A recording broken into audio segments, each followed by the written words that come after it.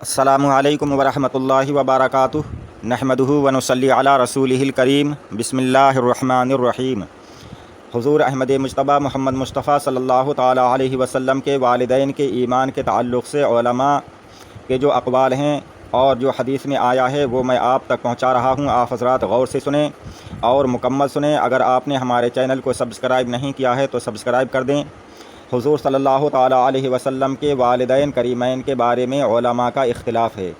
کہ وہ دونوں مومن ہیں یا نہیں۔ بعض علماء ان دونوں کو مومن نہیں مانتے اور بعض علماء نے اس مسئلے میں توقف کیا ہے، یعنی خاموشی اختیار کی ہے اور فرمایا ہے کہ ان دونوں کو مومن یا کافر کہنے سے زبان کو روکنا چاہیے اور اس کا علم خدا کے سپرد کر دینا چاہیے۔ مگر اہل سنت کے علماء محققین مثلاً امام جلال الدین سیوطی، علامہ ابن حجر اور امام قرطبی، علامہ حافظ الشام ابن ناصر الدین و حافظ شمس الدین دمشقی اور قاضی ابو بکر ابن العربی مالکی اور شیخ عبدالحق محدث دہلوی اور مولانا عبدالحق مہاجر مدنی وغیرہ رضی اللہ عنہم کا یہی عقیدہ اور قول ہے کہ حضور صلی اللہ تعالیٰ علیہ وسلم کے ماں باپ دونوں یقیناً بلا شبہ مومن ہیں۔ چنانچہ اس بارے میں حضرت شیخ عبدالحق محدث دہلوی رحمۃ اللہ تعالیٰ علیہ کا ارشاد ہے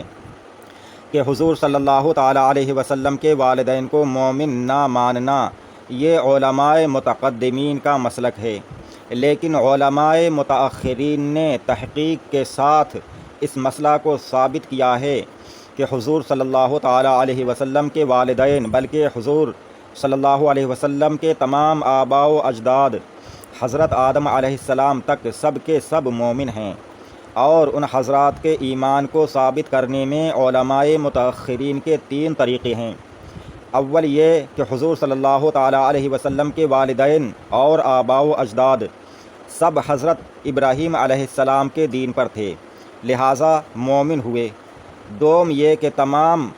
حضرات حضور صلی اللہ علیہ وسلم کے اعلان نبوت سے پہلے ہی ایسے زمانے میں وفات پا گئے جو زمانہ فطرت کہلاتا ہے، اور ان لوگوں تک حضور صلی اللہ تعالیٰ علیہ وسلم کی دعوت ایمانی پہنچی ہی نہیں، لہٰذا ہرگز ان حضرات کو کافر نہیں کہا جا سکتا بلکہ ان لوگوں کو مومن ہی کہا جائے گا۔ تیسرا یہ کہ اللہ تعالیٰ نے ان حضرات کو زندہ فرما کر ان کی قبروں سے اٹھایا اور ان لوگوں نے کلمہ پڑھ کر حضور صلی اللہ تعالیٰ علیہ وسلم کی تصدیق کی، اور حضور صلی اللہ تعالیٰ علیہ وسلم کے والدین کو زندہ کرنے کی حدیث اگرچہ بذات خود ضعیف ہے مگر اس کی سندیں اس قدر کثیر ہیں کہ یہ حدیث صحیح اور حسن کے درجے کو پہنچ گئی ہے۔ اور یہ وہ علم ہے کہ جو علماء متقدمین پر پوشیدہ رہ گیا، جس کو اللہ تعالیٰ نے علماء متأخرین پر منکشف فرمایا، اور اللہ تعالیٰ جس کو چاہتا ہے اپنے فضل سے اپنی رحمت کے ساتھ خاص فرما لیتا ہے۔ اور شیخ جلال الدین سیوطی رضی اللہ تعالیٰ عنہ نے اس مسئلے میں چند رسائل تصنیف کیے ہیں،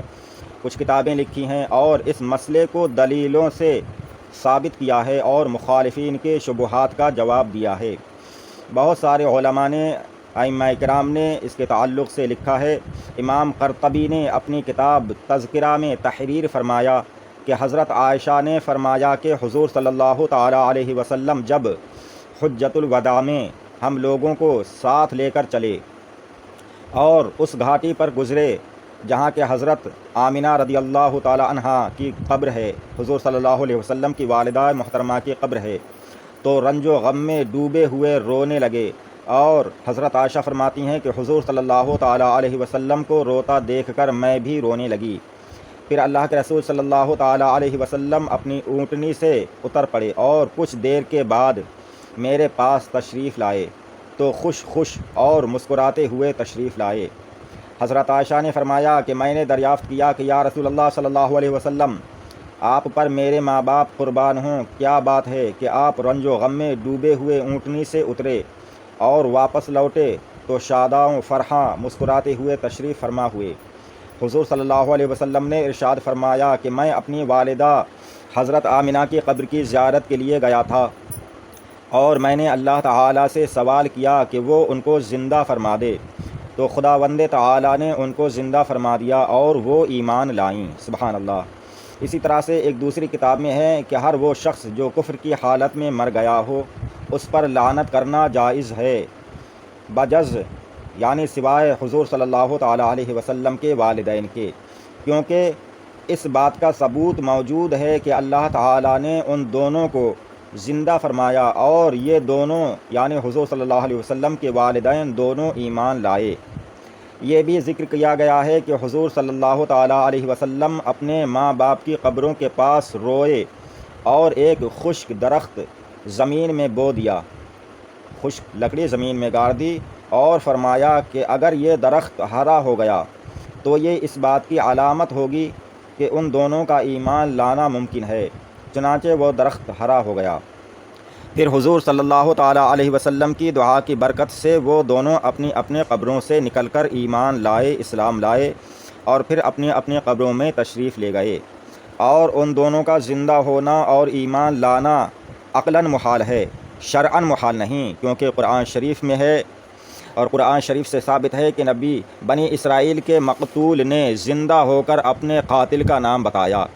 اسی طرح حضرت عیسیٰ علیہ السلام کے دست مبارک سے بھی چند مردے زندہ ہوئے۔ جب یہ سب باتیں ثابت ہیں تو حضور صلی اللہ تعالیٰ علیہ وسلم کے والدین کے زندہ ہو کر ایمان لانے میں بھلا کون سی چیز مانع ہو سکتی ہے؟ اور جس حدیث میں یہ آیا ہے کہ میں نے اپنی والدہ کے لیے دعائے مغفرت کی اجازت طلب کی تو مجھے اس کی اجازت نہیں دی گئی، یعنی اللہ تعالیٰ کی طرف سے۔ یہ حدیث حضور صلی اللہ علیہ وسلم کے والدین کے زندہ ہو کر ایمان لانے سے پہلے کی ہے، کیونکہ حضور صلی اللہ تعالیٰ علیہ وسلم کے والدین کا زندہ ہو کر ایمان لانا یہ حجۃ الوداع کے موقع پر ہوا ہے، جو حضور صلی اللہ علیہ وسلم کے وصال سے چند ہی ماہ پہلے کا واقعہ ہے۔ حضور صلی اللہ تعالیٰ علیہ وسلم کے مراتب و درجات ہمیشہ بڑھتے ہی رہے، تو ہو سکتا ہے کہ پہلے حضور صلی اللہ تعالیٰ علیہ وسلم کو خداوند تعالیٰ نے یہ شرف نہیں عطا فرمایا تھا کہ آپ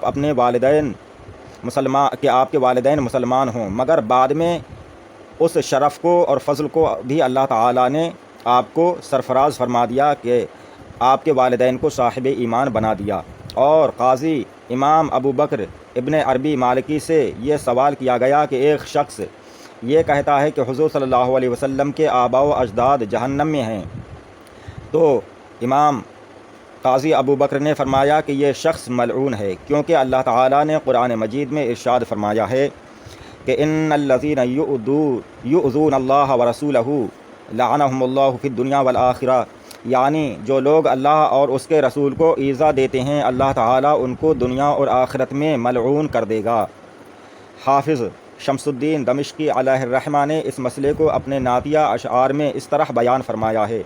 یہ عربی کے اشعار ہیں، ان کا ترجمہ یہ ہے، معنی مطلب یہ ہے کہ اللہ تعالیٰ نے نبی کو فضل بالائے فضل سے بھی بڑھ کر فضیلت عطا فرمائی اور اللہ تعالیٰ ان پر بہت مہربان ہے،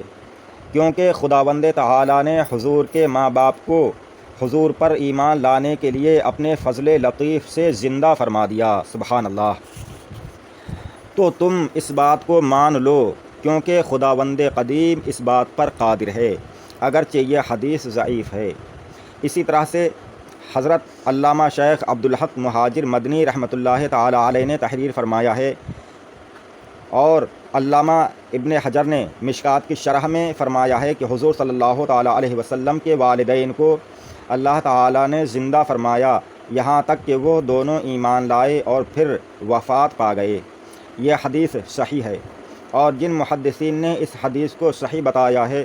ان میں سے امام قرطبی اور شام کے حافظ حدیث ابن ناصر الدین بھی ہیں، اور اس میں طعن کرنا بے محل اور بے جا ہے، کیونکہ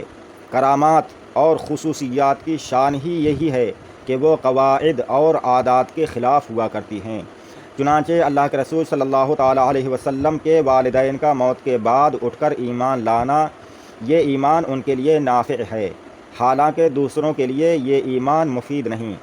اس کی وجہ یہ ہے کہ حضور صلی اللہ تعالیٰ علیہ وسلم کے والدین کو نسبت رسول کی وجہ سے جو کمال حاصل ہے وہ دوسروں کے لیے نہیں ہے، اور اللہ کے رسول صلی اللہ علیہ وسلم کی حدیث کہ کاش مجھے خبر ہوتی کہ میرے والدین کے ساتھ کیا معاملہ کیا گیا، اس کے بارے میں امام جلال الدین سیوطی نے در منصور میں فرمایا کہ یہ حدیث مرسل اور ضعیف الاسناد ہے۔